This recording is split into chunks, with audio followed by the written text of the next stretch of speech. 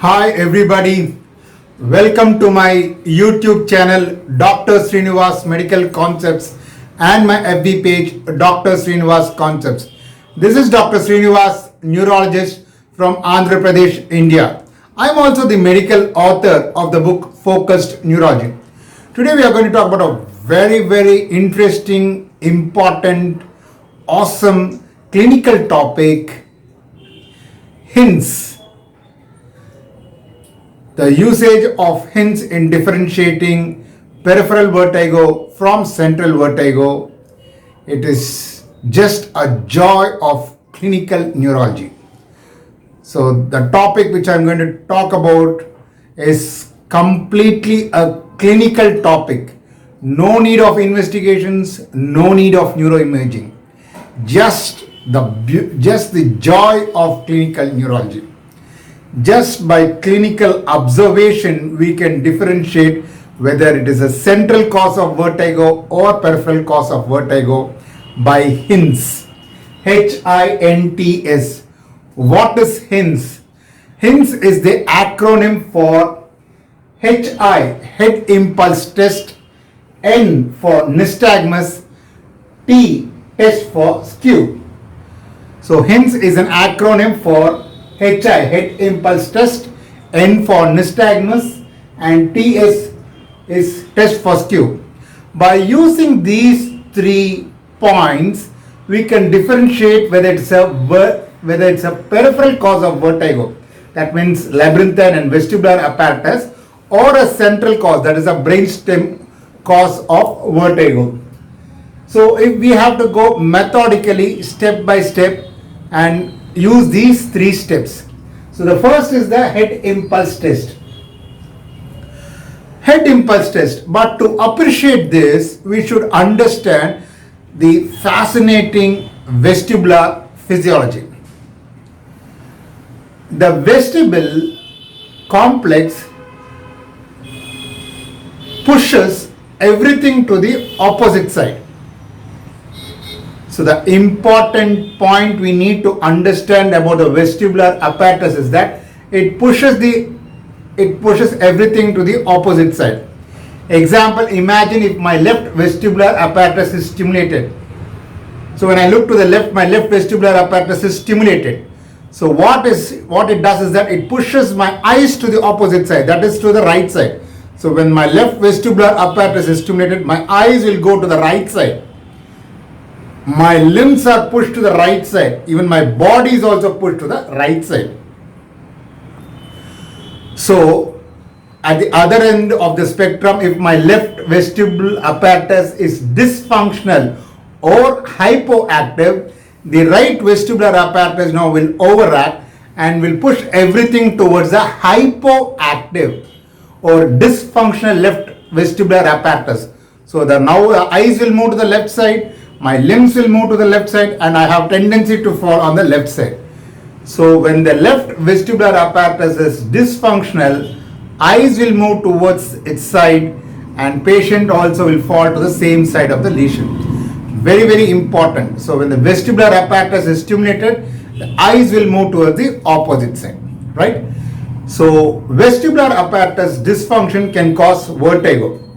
Basically, balance is because of 3 systems: the vestibular apparatus, ocular apparatus, and proprioception, posterior column. If there's a mismatch of any of these 3 systems, persons will have imbalance. So vestibular apparatus is very important for balance.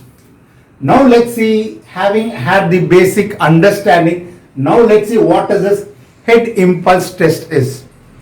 So when we turn the head to the, for example, I'm looking at a point at the pen. When I turn the head to the left side, my left vestibular apparatus will get stimulated, and though my left is turned to the left side, my eyes will turn with equal magnitude to the opposite side, that is right side, and will keep looking at the pen. If my vestibular apparatus is functioning normally and well. But imagine it's a peripheral cause of vertigo where my vestibular apparatus is affected. So when I'm asked to look at the pen by turning my head, so when I turn my head, when my left vestibular apparatus is affected, the right vestibular apparatus will push the eyes to the left side, and therefore when I turn my head to the left side, my eyes also will turn to the left side, and then as a catch-up second, it will try to look to the right side. So normally when I look at the pen, when I turn my head to the left side, my eyes will be focusing on the pen, so I don't miss on the target. But if my left vestibular apparatus is dysfunctional or hypoactive, when I am asked to look at the pen by turning my head to the left side, my head will turn to the left side, but along with it, my eyes also will turn to the left side. So to look at the pen again, it makes a turn, which is known as catch-up saccade. So if you find that catch-up saccade in a person, in a patient, that means that vestibular apparatus is hypoactive and is a peripheral cause of vertigo. So this is the diagrammatic representation. When we are asked to look at the fixation point, persons who got vestibular apparatus hypoactive, the eyes also will turn along with the head, so they miss the target. The fixation is lost. To cover up again, the eyes will come back from this position back to the focus. This is known as catch-up saccade to the right. So once you see this catch-up saccade, I turn my eye head to the left side, then there's a catch-up saccade. Once you see this catch-up saccade, that indicates that the vestibular apparatus is hypoactive. So this is the head impulse test. So when the head impulse test is done, the face turned to the left side, asked to look at the pen, and you see catch-up saccade. And if you see the catch-up saccade, the head impulse test is positive. It is suggestive of peripheral vertigo. That's the first component. The second component is nystagmus. So how do we differentiate? By just looking at the nystagmus, whether it is peripheral cause of vertigo or a central cause of vertigo.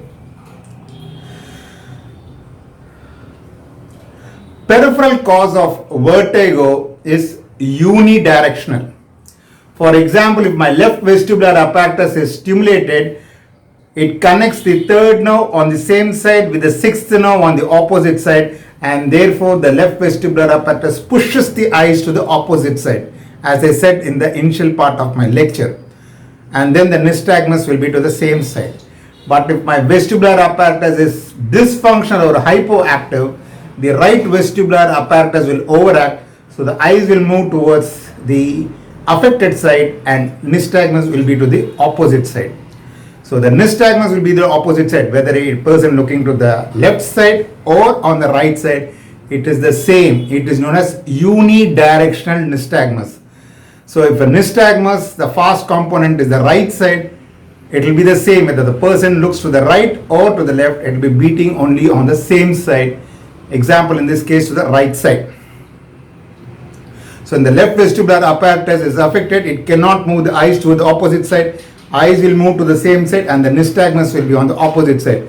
So the person looks to the right side, the nystagmus will be on the right. Even when he looks to the left side, the nystagmus will be to the right. This is known as unidirectional nystagmus, very characteristic of peripheral cause of vertigo. Whereas if it is a central cause of vertigo, for example, is cerebellum, it will be bidirectional. When they look to the right, it will be beating towards the right. But when they look to the left, it changes direction and starts beating to the left. So this is known as direction changing nystagmus or bidirectional nystagmus. Bidirectional nystagmus is a classic sign of central pathology, a central cause of vertigo, especially cerebellar disorders, whereas a unidirectional nystagmus is suggestive of peripheral cause of vertigo. This is the first essential point in the nystagmus. The second important point is that peripheral vertigo producing nystagmus is never purely horizontal or never purely vertical. It's a mixed type. In fact, it has got a torsional component or a rotatory component. Why peripheral vertigo has got a rotatory component of nystagmus? Because there are three semicircular canals, horizontal, posterior, anterior. All the three semicircular canals will contribute to the vector of the nystagmus. So it gets a contribution from all three semicircular canals. the vector comes, and therefore it is never purely vertical or purely horizontal. It has got a rotatory component. Because of the influence of the three semicircular canals, it becomes rotational. Whereas if it is a central cause of nystagmus, it could be purely horizontal, purely vertical, downbeat or upbeat. For example, downbeat we see in lower cranial fossa lesion like Arnold-Chiari malformation. So the two important points in nystagmus by which we can differentiate whether it's a peripheral cause of vertigo or central cause of vertigo is that in peripheral cause of vertigo, the nystagmus is unidirectional. Whether you look to the right or to the left, the direction of the nystagmus remains the same. Whereas if it is the nystagmus of the central cause of vertigo, especially cerebellum, it is bidirectional. When you look to the right, it beats to the right. When you look to the left, it beats to the left. The second important point, the influence of the three semicircular canals causes the direction to be more than one, and therefore there is a rotatory component, torsional component. It can never be purely vertical or purely horizontal. Whereas the central cause of nystagmus can be purely vertical or purely horizontal. So these two are the important points in nystagmus by which we differentiate peripheral cause of vertigo from the central cause of vertigo. Fine. The third component is test for skew. What is skew deviation? Skew deviation is ocular misalignment of the eyes. One eye is up, the other eye is down. It is because of the otolith ocular pathways. For example, when the vestibular apparatus is stimulated as eyes move to the right side, when there is a movement to the left side, the eyes not only move to the right side, but since the head is turned down, the eyes will go upwards. Superior rectus, superior oblique and medial rectus on the left side, and inferior oblique extorsion, abduction and depression on the right side. So one eye will be above, the other eye will be below. This is known as vertical misalignment. So it indicates a central pathology, a brainstem pathology. It could be in the cerebellum, or it could be in the brainstem, lower brainstem like Wallenberg syndrome, or upper brainstem near the midbrain, the thalamic hemorrhage. So this is skew deviation. So if skew deviation is present, that is vertical misalignment of the eyes, one eye up, the other eye down, it is a central cause of vertigo. It cannot be a peripheral cause of vertigo. So skew deviation will be obvious, but if the skew deviation isn't obvious, and if you suspect there is a skew deviation, it's a central cause of vertigo, ask the person to look straight, cover one eye, and then immediately uncover the eye. When there's a corrective vertical saccade, it indicates that there was previously a skew deviation, and therefore there's a corrective saccade, corrective vertical saccade. So skew deviation is more in favor of central cause of vertigo. So with just these three components, head impulse test, HI, nystagmus N, TS test for skew, hints, with just hints, we can know whether it is a central cause of vertigo or peripheral cause of vertigo.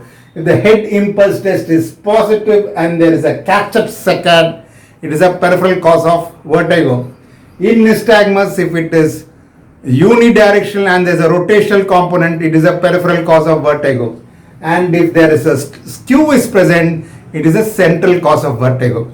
So with just hints, HINTS, and by just looking at the eyes, we can make out whether it's a peripheral cause of vertigo or central cause of vertigo. We need not have all these expensive investigations, CT, MRI, or for that matter, any investigations. No gadgets necessary, just clinical observation. That's the joy of clinical neurology. That's the joy of clinical neurology. Just look at the patient clinically. You can make out the diagnosis and clinch the diagnosis whether it's a peripheral cause of vertigo or a central cause of vertigo.